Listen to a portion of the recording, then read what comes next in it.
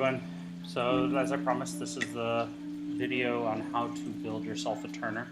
Assuming you have the plastic pieces.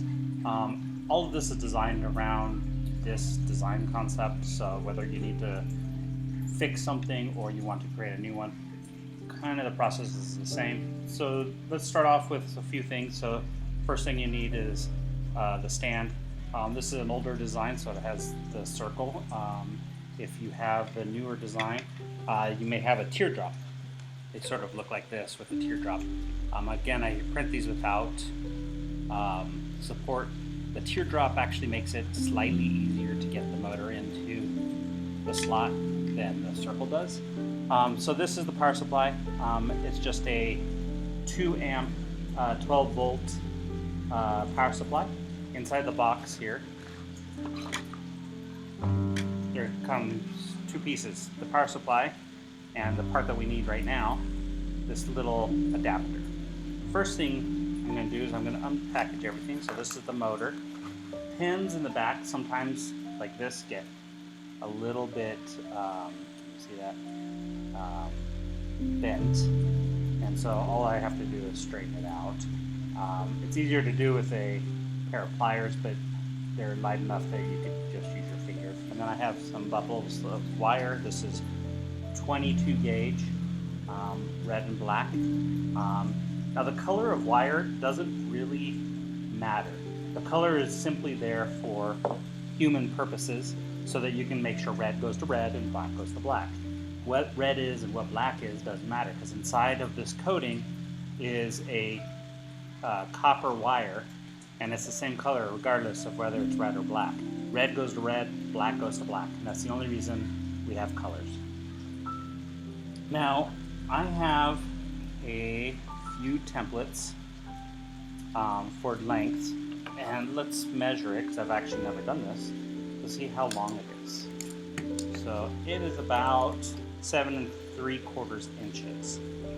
If you made it 8, that doesn't matter, as long as you're over that. And then I have a shorter one, about 2.5 inches. Let's start off by cutting some wire this length. I'm going to go ahead and strip them. And what I do is I strip these, the short ones, a little piece off of each end. Now for the longer ones, I do one side short like I did those small pieces. So I do one piece that's kind of short, and then on the other side I do a little bit longer cut of these. On here you'll see there is a cap to the knob, and by pulling it off access a nut and a washer.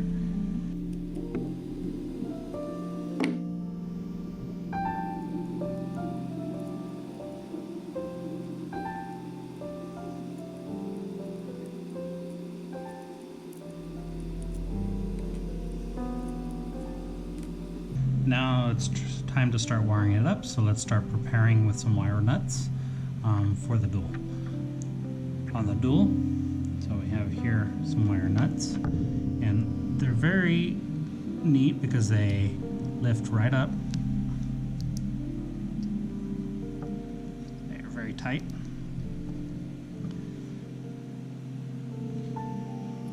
So on this, I'm going to take the longer side of the cable and put that into the wire nut. With this, I have 2 short, 1 long, and I've got the long in the middle. Now the first part of the wiring is we're going to take power adapter and we're going to put red and black. I'm going to choose black to be positive and red to be negative. I know a lot of people reverse that. It doesn't really matter as long as we're consistent.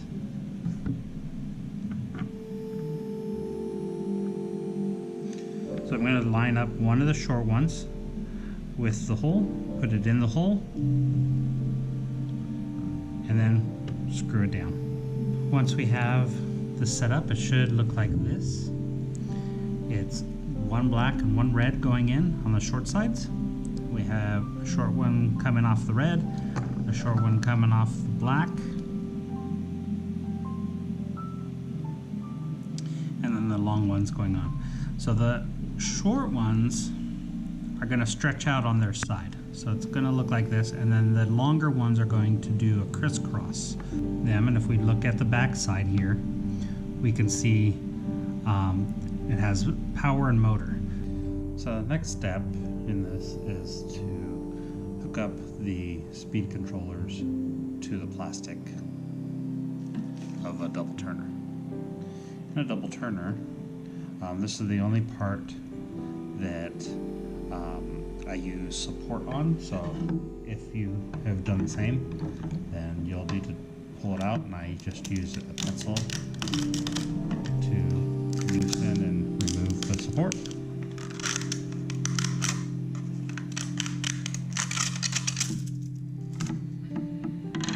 Then I start off by putting the power connector in first.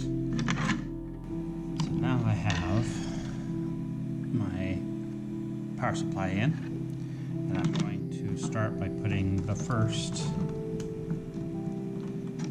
of the speed controllers in.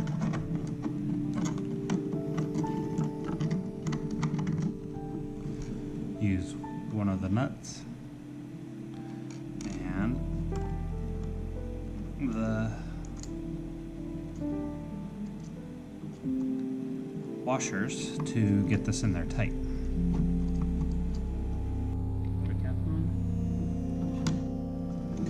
Start tucking some of the wire nuts inside, and do the second one.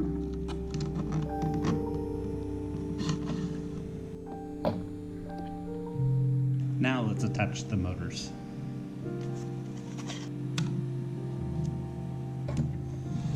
On the back side here, black is positive, and positive is on top of the motor. So I'm going to push it through the little hole and then wrap the cable around.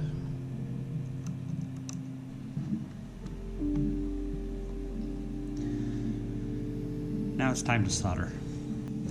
Now typically at this point I will test both turners prior to soldering, but this time I'm just going to solder them.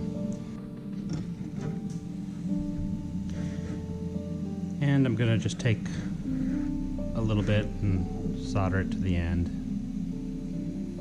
This is optional but highly recommended.